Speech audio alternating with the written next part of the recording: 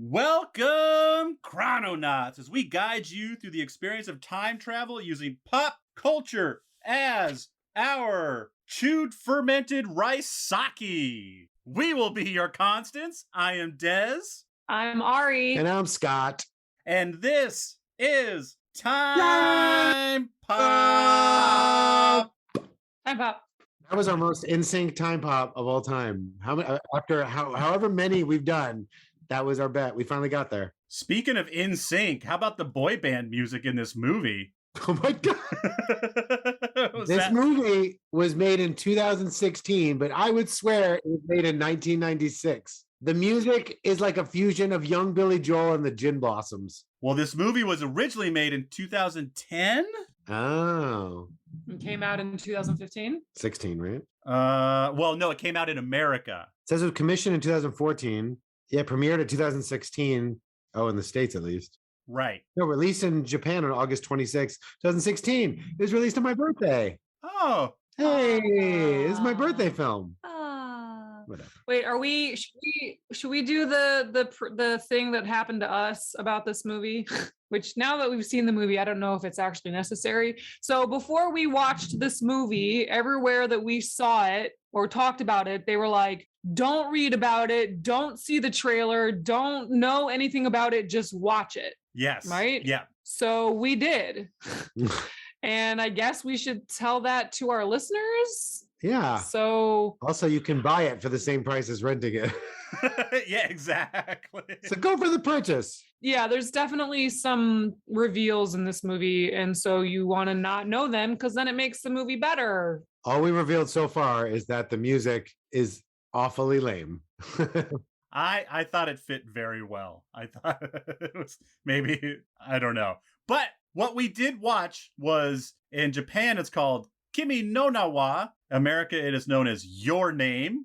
We'll get to that at the very end of the podcast, why it's called Your Name. Released in America in 2016, PG, 1 hour and 46 minutes. Directed by Makoto Shinkai. Sure, I just butchered the shit out of that. I'm not going to say who it's starring because I don't want to be that culturally insensitive.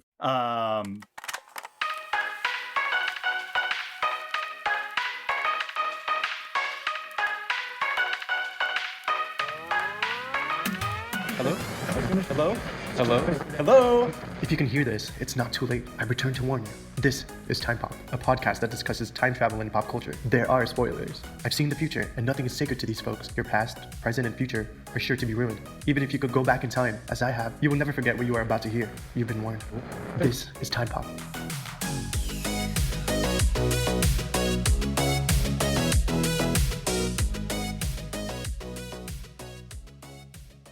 It is a Japanese anime movie, and as Ari said, it comes highly regarded. Like, we hadn't even heard of this movie until what's the god damn it, what's the website? This is Barry. That's from This Is Barry. Thank you. Is that the only place that we heard about it? It was on that list? That's what started it, yeah. I think once we got hip to it, it started popping up a few other places. It's Barry's number one. So what they're referring to is a list of time travel movies on a website called This Is Barry. And it's a list that we've stumbled across, and it's thorough. It's very thorough. There's like 75 movies or something on it, right? Yeah, and they're all ranked. He goes in depth on the time travel and the mechanics, and it's kind of a short version of this show. And so we had no reason. And like I said, where he had everything ranked made perfect sense. Yeah, and this was the number one. Number one was this.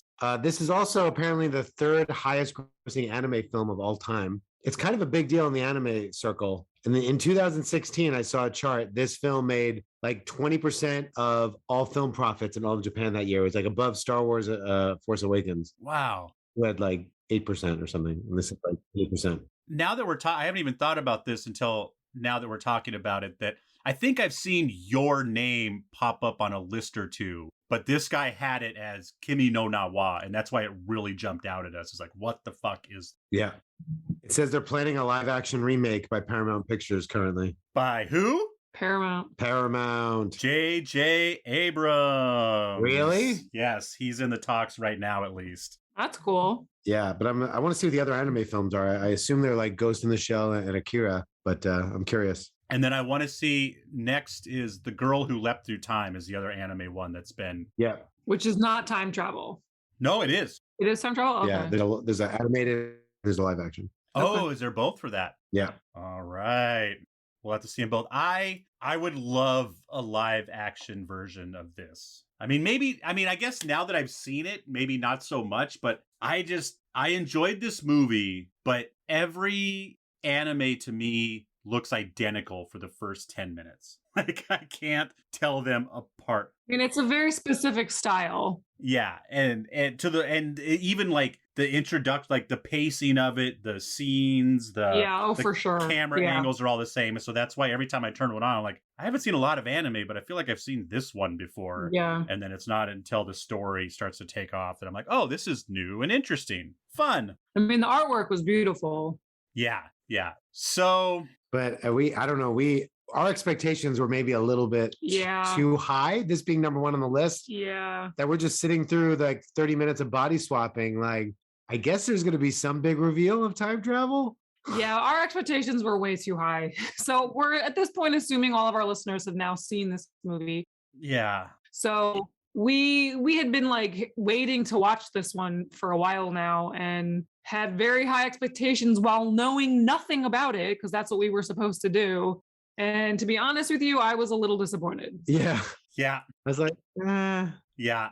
I that's definitely where I am now. I'm excited for this conversation. I could lean towards liking it a little more once we suss a few things out. Maybe you guys point out a few things that I missed, or I could lean the other way. And it's hard.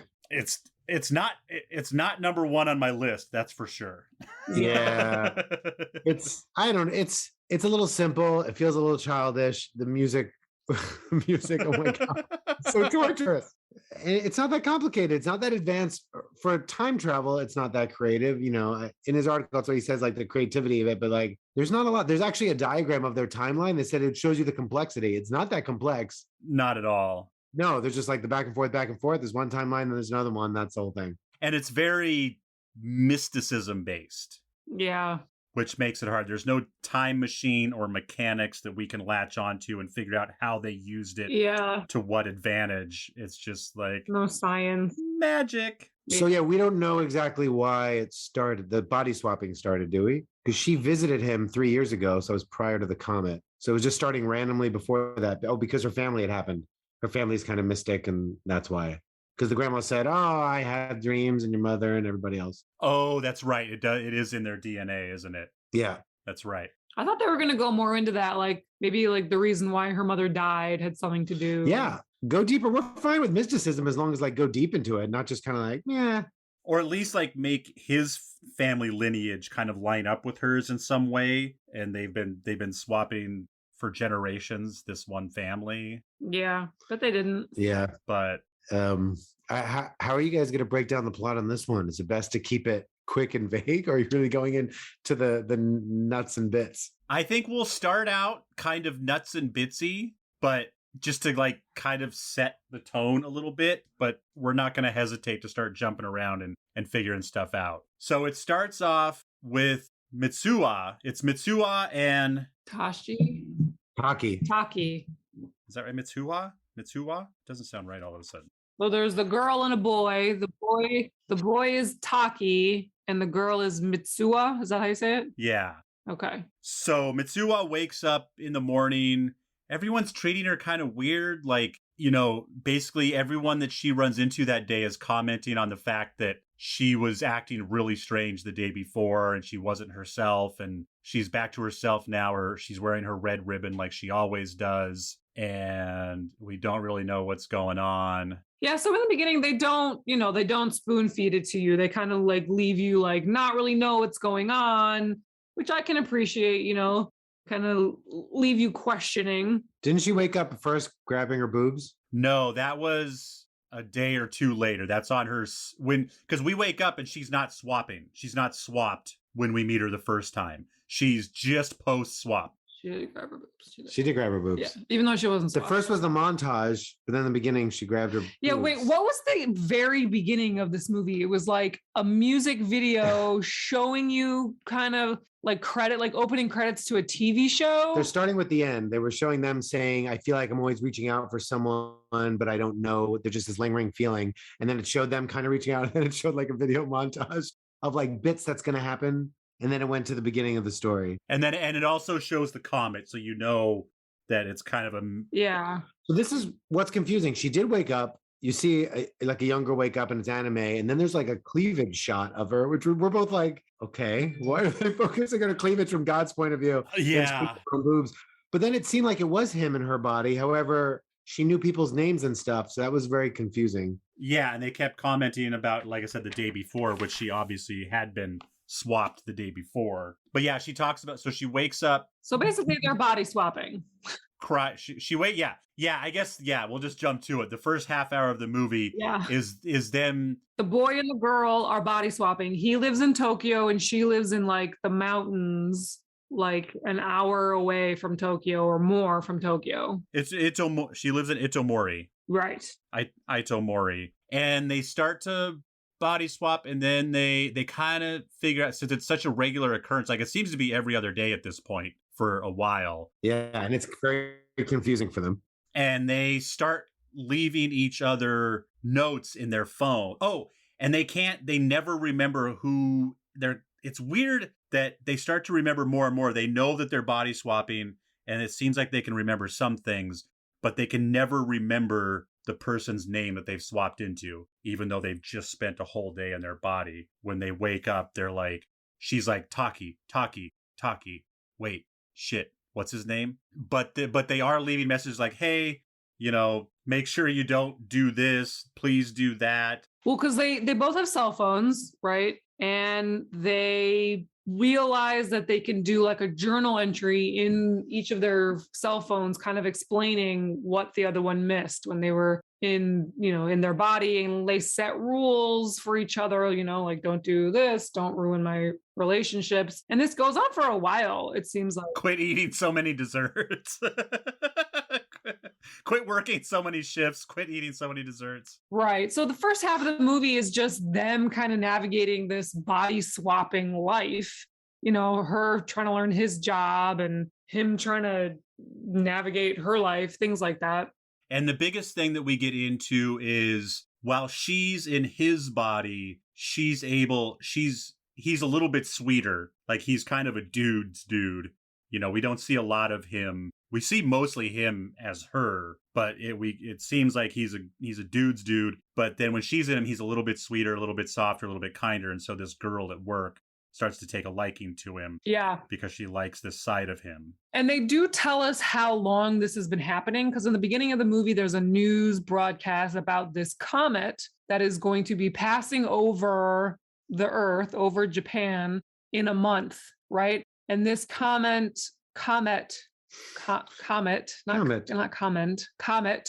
appears every 1,200 years. Like, it becomes very visible one night, but it's kind of in orbit for the month of September 2013. Right. And then it crashes, it comes apart and crashes October 4th, 2013. So for this month, they're kind of body swapping back and forth. And then it gets more intense for them. And then all of a sudden it stops. They stop swapping, and Taki is like consumed by finding her. Even though he doesn't know her name, he starts to draw pictures of this little town that she lived in. First, they both realize kind of at the same time that they can't call each other. They finally remember each other's phone numbers, or they put while they're body swap, they put their number in each other's phone. And every time they call, they say, this phone is out of service, or in the wrong, there's no coverage for this phone or something. Right. And so that's when he gets consumed, like you said, about, okay, I know this person is real. I've been her. Where is she?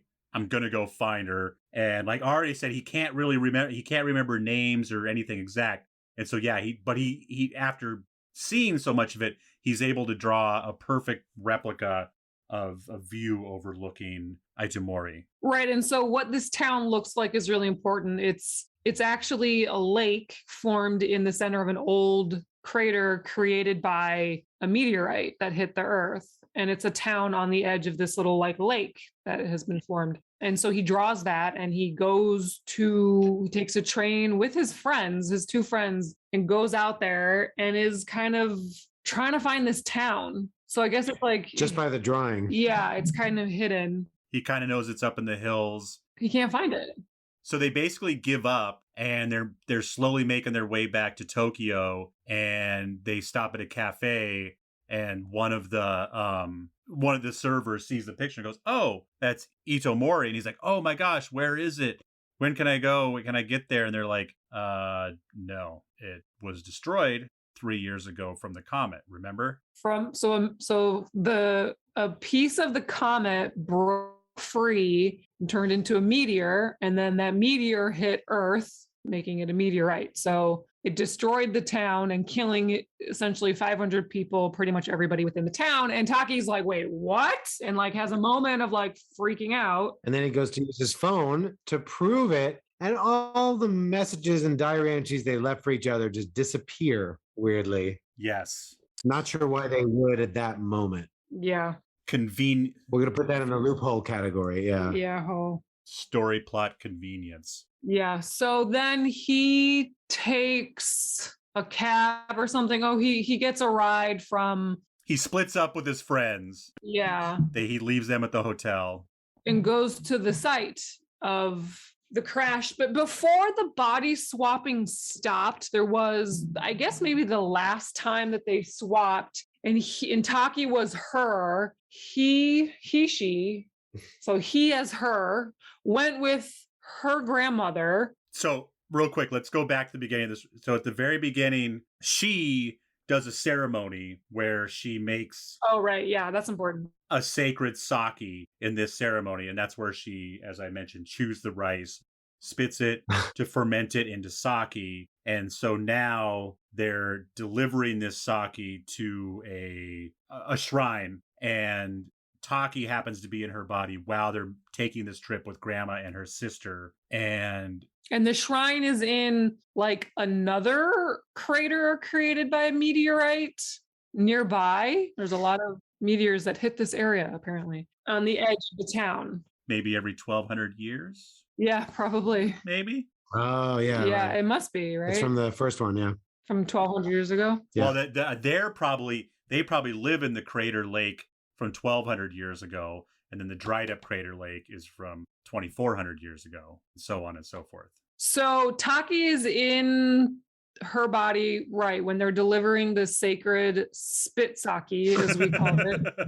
Yes. Spit sake. Fermented spit rice. Just ferment it right in your mouth. That's right. So he remembers what it looks like. And so he gets a ride and goes up to this temple. Grandma says something about her not acting right.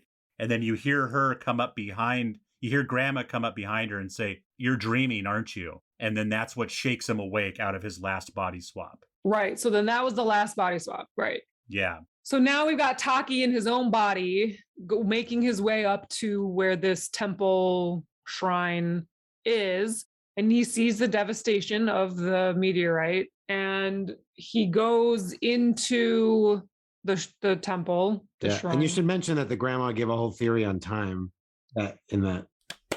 She gave a whole time. That was like your science time speech, is that she's like, time, everything's like a union. String. It falls apart and it comes back and it's a union. It's entangled and I should have written that down. I didn't. I didn't have to write it down because it's straight out of the Wheel of Time. What? The book? The whole Wheel of Time. Well, Wheel of Time is based on a bunch of different religions and ancient theories and stuff like this. And the wheel is not a wheel like you think of it. The wheel is a weaving wheel that's weaving the pattern of time with the threads of each person.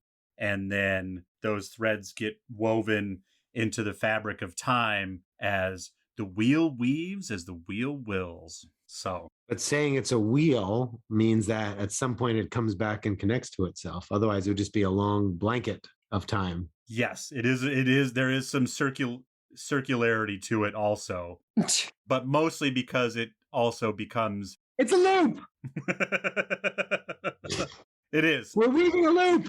Right. So a couple times within the movie, they're weaving things with string, and Grandma talks about time and how it's all connected and it can come apart and come together and be tangled and break and come back together. And so there's that definitely drop. I would not call that science though. No, we're not. Oh, I'm no. saying, like it's the scene where they try to define time Yeah. or time travel. This part's a little bit confusing to me. Taki in his own body goes into the. So wait, is this where we?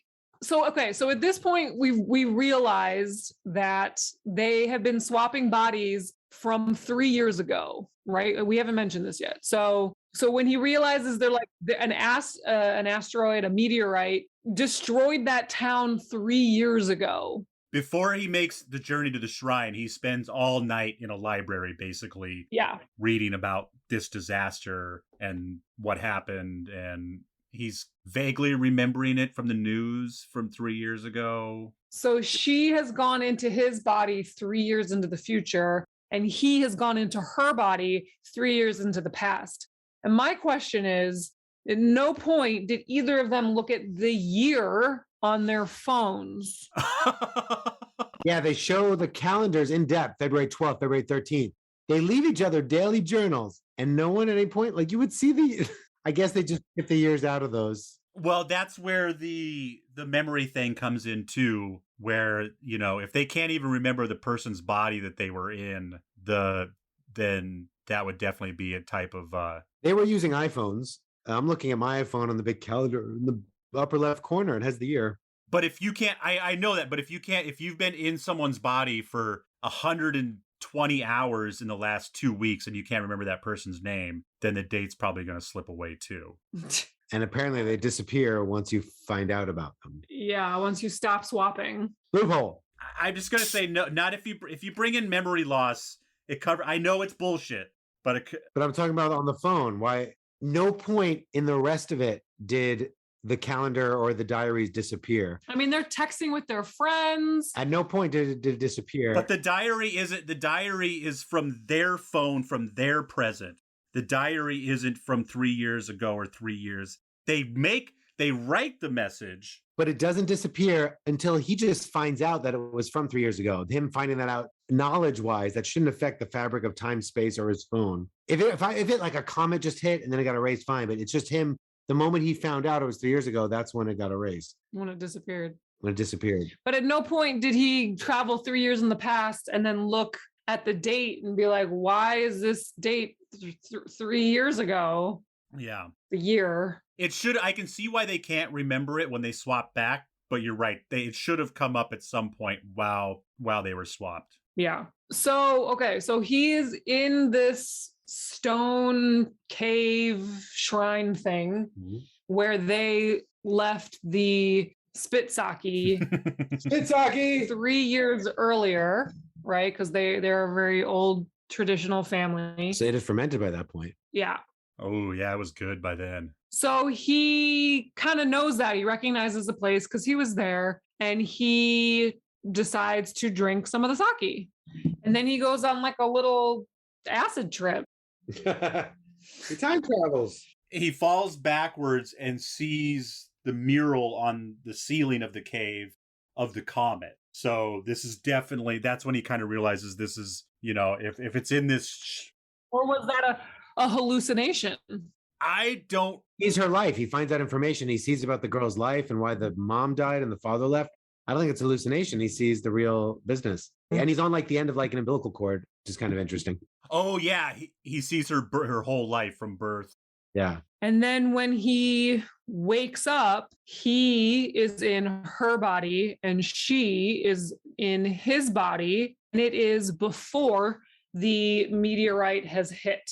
And he's trying to save her life and trying to make sure she's not there when it hits. Right. So then the next part of the movie is him in her body trying to evacuate the town and convince everybody that this is going to happen. Now, at what point does she in her own body go into Tokyo? This was before 3 years before they ever started swapping. She went to Tokyo to finally meet him, and she goes to him on a train and he doesn't know who she is. The swapping had stopped, right? and this is before the meteorite had hit, she decides to go into Tokyo to find him. And same thing, she gets there and tries to call him, and it says this number is out of service or whatever it says. And she's kind of wandering the city looking for him, and she finds him on a train In the middle of Tokyo. in the middle of Tokyo. She finds him. And he's 3 years younger, and he doesn't know who she is. And as she's getting pushed off the train, he says, what's your name?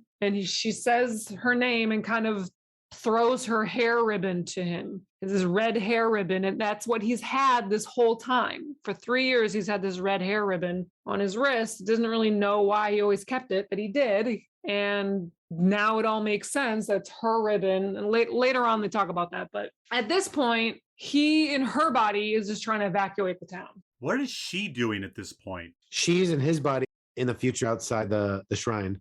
And then is she trying to get back to somewhere? I don't know. When do they meet at the lip of the crater? Right. Is this when they meet at the lip of the crater? They meet at the lip of the crater before the meteorite hits. Am I using that right? Is it a meteorite? I mean, I know it's a meteorite when it lands, but is it an asteroid when it makes devastation? No, it's a meteorite. Yeah.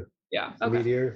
Okay. I'm second guessing myself here. Before it hit. Okay, so yeah, so while he's sorry, because I keep on thinking we should be at the lip. So while he's daydreaming about her life, that's when she's having the flashback about going to Tokyo. Right. And then they wake up in each other's body. And then they go straight to the lip when they wake up. So the edge of the crater.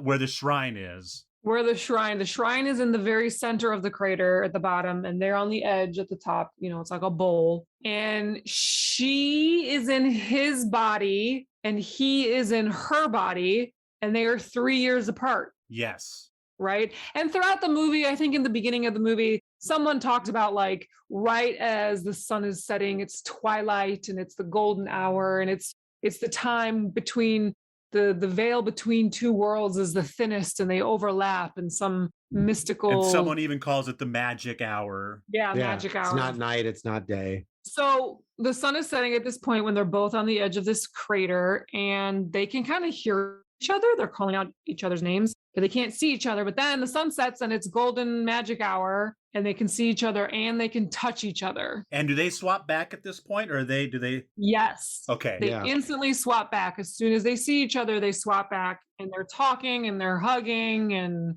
touching. And this is when I think this is kind of weird. They're really happy to see each other, and then she scolds him for touching her boobs, and he scolds her for getting wrapped up in the relationship, but they're so happy to see each other, but you were a jerk. They just did this magical thing. They found each other 3 years apart. She's dead through time and space. They found each other. You found this person you don't have a lot of time, and the first thing is, you touched my boobie. Come on, you've got limited. You just under time and space. You had to pee, you had to wipe his butt. All these whatever. Yeah, okay, it's fine. Yeah, one of the rules even is don't bathe. You're not allowed to bathe when you're. Yeah, you can't go to the bathroom. You can't bathe. And just to be fair, everybody, she's touching his junk when she's in his body too. Yeah, they're both enjoying. He wakes up every morning and grabs his boobs long enough for when the sister comes in to let the sister watch him grabbing his own boobs as her. Not weird.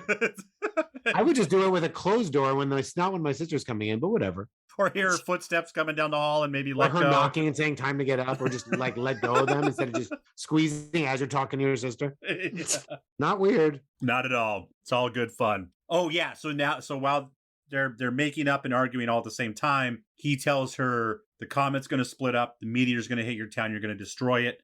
You got to get everybody out of that town any way possible. Right. So he says, let's write down each other's names on our hands so we don't forget our names, because I guess they do forget the other one's name when they switch back. So the sun is going down, and he writes something on her hand, and she's about to write something on his hand, and she disappears. Oh yeah. Magic hour's over. So the marker drops. Yes. On the guy's side. He's like, no, you didn't tell me your name. And he's screaming out to the heaven. And her name is, and then it's like, dude, the marker's right there. Just write it down. Yeah. Instead of screaming it out. It's right there. You can write. She doesn't need to write it on you. You can write it yourself. And then he waits. He screams out to the heavens, tries to memorize it. Then when he finally tries to write it, then he forgets. And then he forgets. So, and the same thing with her. She's like, I don't want to forget his name. I don't want to forget his name. It's important, whatever it is, it's important. So then proceeds to another, I don't know how many minutes of her running to wherever the hell she's trying to get to. She ran up the hill to get to this thing. She's running down the hill. And there's got to be a good that's like an anime thing, right? 20 minutes of just traveling by foot or bicycle. Yeah, just running and maybe some emotional, uplifting music while that's happening.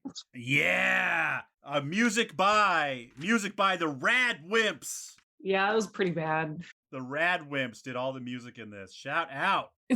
So it's a Japanese rock band. So maybe that's why it's a little bit cheeseball. I mean, maybe that's lost in translation a little bit. Well, and I would love to hear someone I think it's the same price to buy the Japanese one. I might just to hear the Rad Wimp music. Spend the $4 just to see how different the music is. If it's probably way better in Japanese and makes more sense. It started in the beginning and I was like, it says 2016, but this sounds a lot older. Oh, Japanese boy bands, baby. So she gets all her friends together. Of course, all of their friends are fully on board. Adam, Taki's friends are just yeah, totally. You're body swapping. I get it.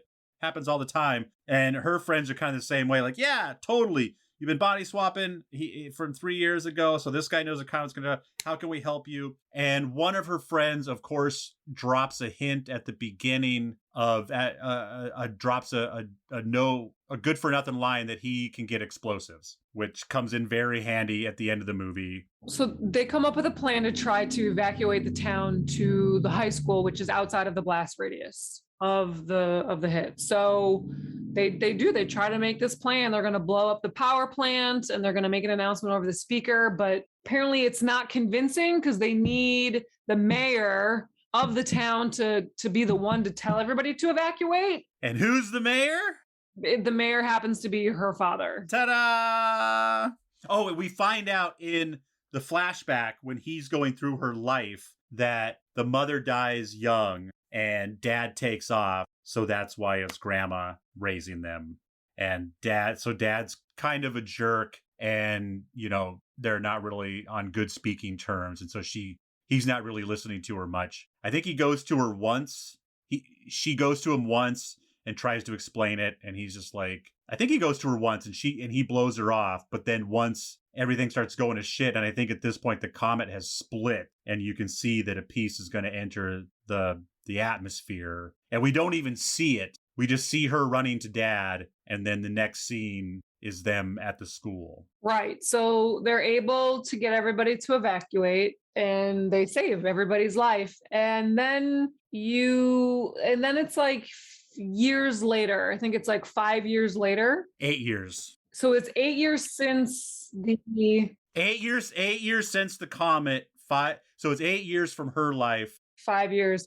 5 years from his. Yeah. Yeah. So they're older and they don't remember the name at all, each other's name.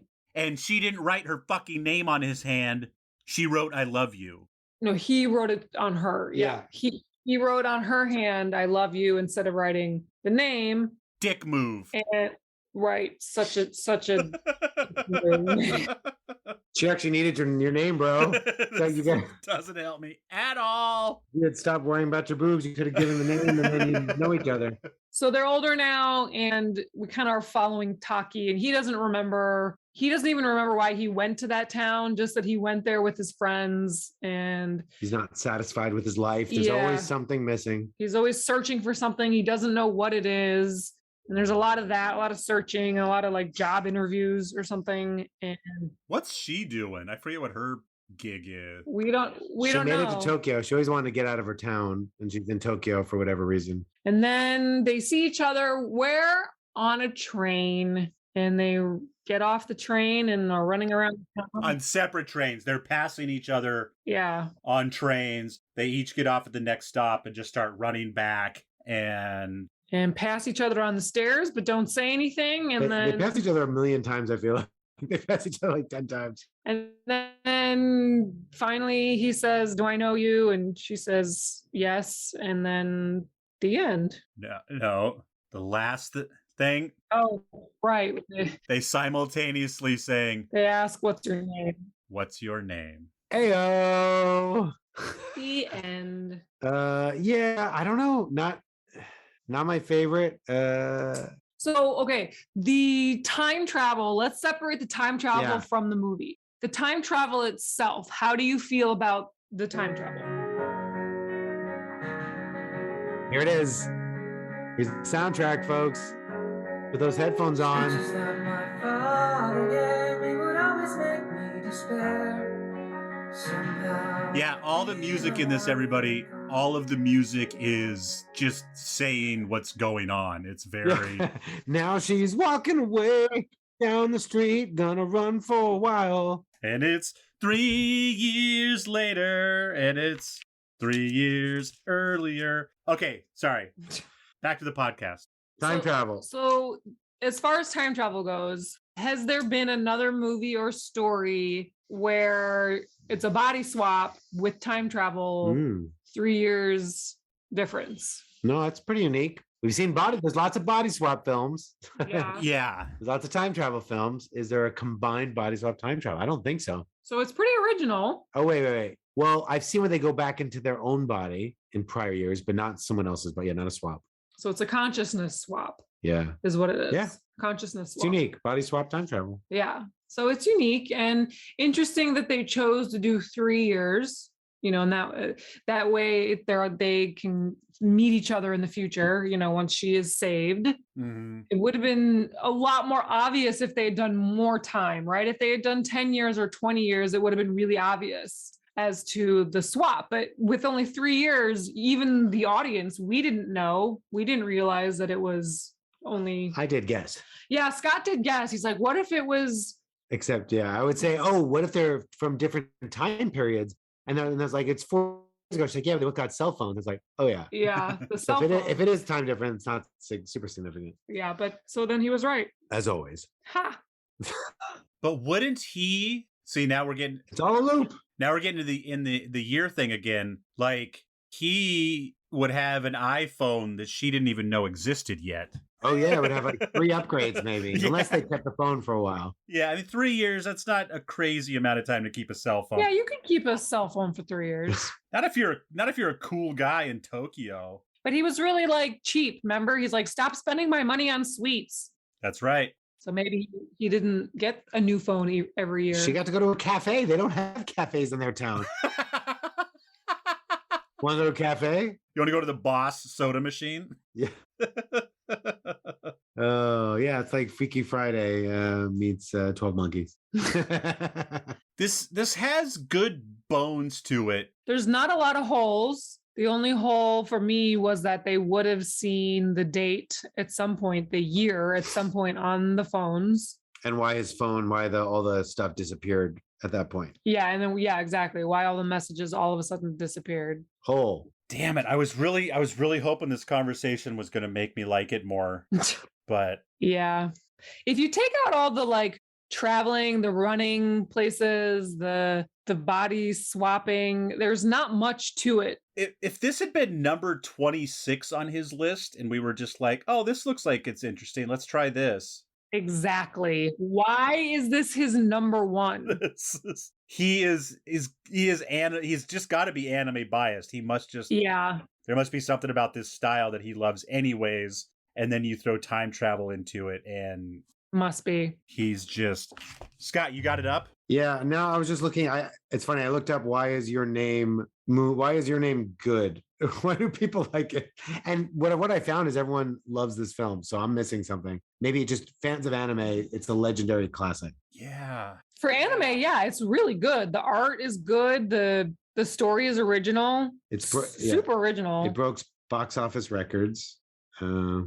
It's very Japanese, right? The culture, the style. Yeah, like the style of flirting. Yeah, the all of giggliness. it's obviously very Japanese. I don't think it should have been his number one. It would not have been anywhere near my number one if I were to make a list. But Yeah. for me, this is a good movie for people who maybe are not huge time travel fans, right? It's Yeah. time travel light.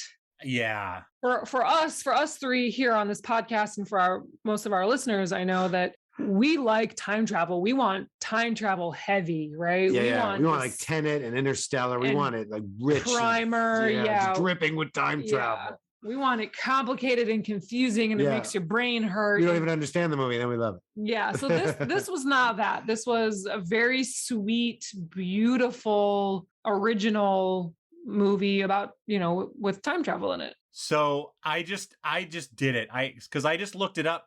The first time I looked it up when you were over here on Monday, I looked up both versions and they were both the exact same. Oh, they both are the same time. Anyways, Prime has the Japanese version is 2010. That's not what it says in the rest of these. It came out in 2010. Yeah. And if you're an anime aficionado and you see this in 2010 and you're on the cutting edge, like this. Oh yeah. See this standing out a little more 12 years ago. 2010, this is a little more like breakthrough. Oh my gosh, original, mind-blowing in 2010 for sure. In 2022, a little bit less. Still original, right? No one's ever done this kind of story. The reveal is fun, when they're like, oh, she's been dead for 3 years. It's like, dun, dun, dun. Wow.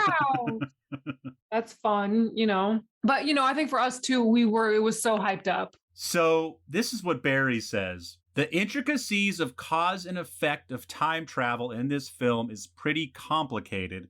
Swapping back and forth through time results in the disruption of one timeline and the creation of another.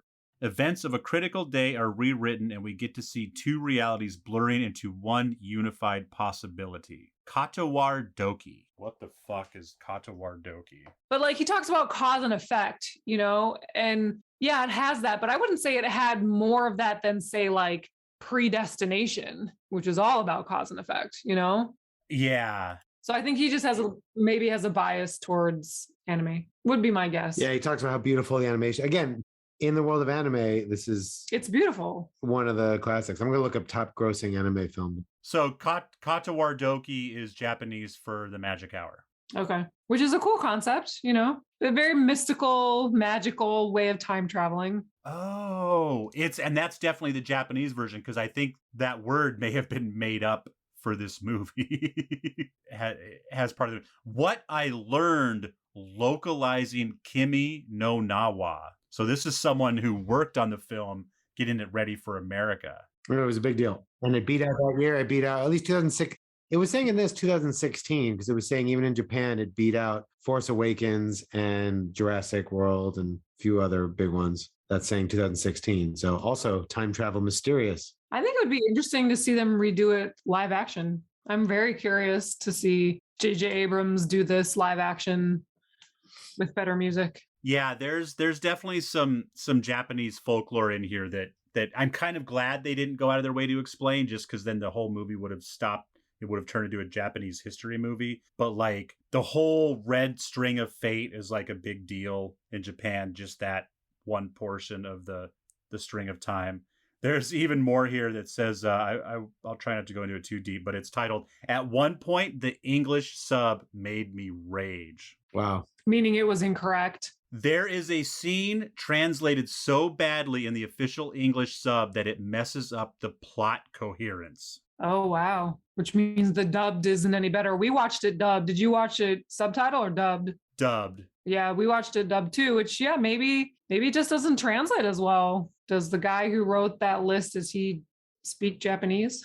He must. Anyway. Top 3 anime films. Number 1 is Demon Slayer, the movie. Number 2, Spirited Away. 3, Your Name. 4, Princess Mononoke. 5, Howl's Moving Castle. 6, Ponyo. I've seen all of those. All of them? Yeah. Maybe Demon Slayer? No, I haven't seen Demon Slayer, but I've seen all the other ones. I'm surprised Akira is not on there. I know. We saw Spirited Away. I saw Princess Mononoke. Yeah. You saw Howl's Moving Castle? Yeah, it's a cool one. Oh. They're all really good. Worth seeing. This movie is worth seeing, both if you like time travel and if you just like movies. But it's not number 1. But it should not be number 1 as far as time travel goes. I agree with Scott. Definitely check it out. Maybe. And I think Not number one. Barry, it's not number one. Who is this Barry? This is Barry. here's what makes me angry about this movie. I can't ask my question. If I can't ask my question, then fuck this time travel movie. Oh, if you could be forced to body swap with a future lover 3 years apart, would you choose to do that? No. I mean, or Okay, well here let's do a different question. If you woke up one morning and you were a different sex, the opposite sex, what would you do? After I grab my boobs? after you grab your boobs in front of your sister. Okay. It's funny because isn't there an 80s movie where a guy and a girl switch bodies and they, you know, they're adults, so they like have sex as the other sex. Oh yeah. And, you know, for this, it's like, you know, of course that comes to your mind, but these kids are like in high school, so they're not doing that yet. But that's the first thing I thought of. Wouldn't you be curious to experience that as the opposite sex? Absolutely. Yeah, they'd go run right to the bathroom and mess with their junk. But not in front of the sister. They would be like, hey, let's make an agreement. We're not going to do that. Sure. Well, and it definitely, you know, they're forced in this movie to do things, you know, go to work, go to school and stuff like that. But, you know, if it became a habit, that would be really fucking cool. Kind of like this movie where you kind of get into a groove of living another person. Like day one, I lock myself in my room and just try to not go crazy. It's just like, what the fuck is going on? Yeah. This is weird. Yeah, I mean, they help each other's lot. Like she helps him hit on women that he's kind of afraid to. So you can kind of help him out in their lives because you're like not even taking that seriously. It's not your life. So like, fuck it. Because yeah, this skips out on a lot of what makes body swap movies so fun, which is the wacky comedy. Yeah. You know, dealing with loved ones and like there's a little bit of it, but it's mostly people just getting mad at them for forgetting stuff instead of like, you know, her getting fired because she doesn't know how to do his fucking job. Yeah, right. How does she know what the dishes taste like? Seriously. It's an hour and a half of them getting yelled at. You're right. Yeah. So check it out. Enjoy it. Just don't get your hopes up. Don't get yeah. This is not going to change your life. It's a great time travel movie. One you should definitely see, but you'll survive the mania. Maybe don't buy the soundtrack. Until next time, I'm Desmond McNeese. I'm Ariel Galah. And I'm Scott Lifton. See you next time. Bye-bye now.